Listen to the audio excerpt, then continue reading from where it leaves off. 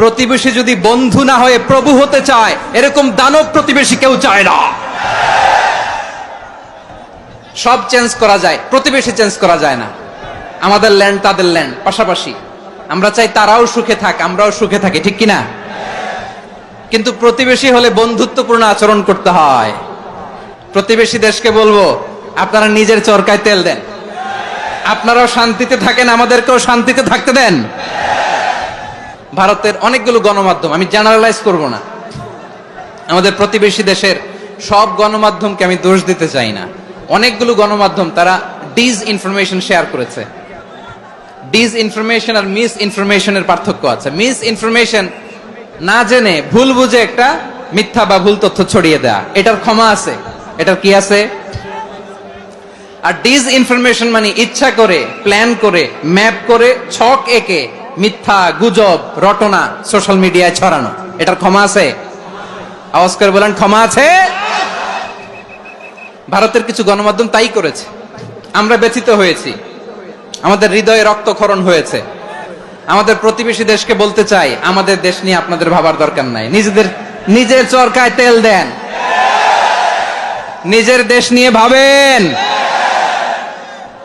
গত মাসের voice of আমেরিকার রিপোর্ট, বাংলাদেশে সংখ্যালঘু জনগোষ্ঠী আগের চেয়ে বেশি নিরাপত্তা পাচ্ছে। Report voice of America, Muslim report নাকি? মুসলিম জরিপ, ভয়েস অফ আমেরিকা। কথা বুঝে নাই বোধহয়। ভয়েস অফ আমেরিকা কি আমাদের রিপোর্ট? না, ভয়েস অফ আমেরিকার জরিপ, বাংলাদেশের সংখ্যালঘু জনগোষ্ঠী আগের চেয়ে ভালো নিরাপত্তা পাচ্ছে। শুধু এখানেই শেষ না, মাইক্রোসফটের একটা জরিপ শোনায় আপনাদেরকে। তারা সারা পৃথিবীতে গুজব, ভুয়া আর মিথ্যা নিউজ ছড়ানোতে কোন দেশ সেরা একটা রিপোর্ট করেছে। এর মধ্যে 1 নম্বরে এসেছে ভারতের নাম। মাইক্রোসফট তো মুসলমানরা চালায় না? কথা বোঝে নাই বোধহয়। প্রতিবেশী দেশকে বলবো, আপনারা নিজের চরকায় তেল দেন, আপনারাও শান্তিতে থাকেন, আমাদেরকেও শান্তিতে থাকতে দেন।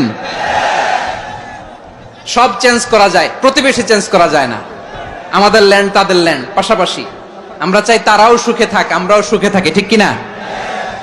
কিন্তু প্রতিবেশী হলে বন্ধুত্বপূর্ণ আচরণ করতে হয়।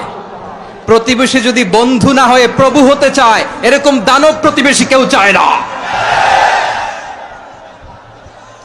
ভারত যদি বন্ধুত্ব উপহার দেয়, আমরাও বন্ধুত্ব দিব, কি বলেন?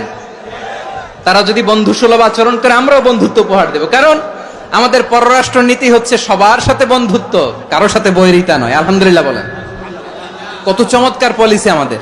আমরা নির্বিবাদী, আমরা বাংলাদেশিরা শান্তিকামী। We are proud of that. এজন্য আমরা গর্ববোধ করি। আমাদের পররাষ্ট্র নীতি সবার সাথে বন্ধুত্ব, কারোর সাথে শত্রুতা নয়। তাই প্রতিবেশী দেশকে বলবো, আমার ভাইয়েরা, আপনারাও আমাদের ভাই, বন্ধুত্ব দিলে বন্ধুত্ব পাবেন। বন্ধুত্ব ইজ ওয়েলকাম, দাদাগিরি নয়। বন্ধুত্ব ওয়েলকাম, দাদাগিরি নয়। Loud and clear. ভারত যদি বন্ধুত্ব দেখায়, বন্ধুত্ব পাবে। কিন্তু ভারত যদি বাংলাদেশে আধিপত্যবাদ বিস্তার করতে চায়, বাংলাদেশের 18 কোটি জনগণ সেটা রুখে দেবে। ভারত যদি গৌর গোবিন্দের ভূমিকায় নামতে চায়, দেশের 18 কোটি মুসলমান শাহজালালের ভূমিকায় নামবে। প্রিয় ভাইয়েরা, আমরা বন্ধুত্বে বিশ্বাসী, শত্রুতায় নই, ঠিক কিনা বলেন? আল্লাহ আমাদেরকে বোঝার তৌফিক দান করুক।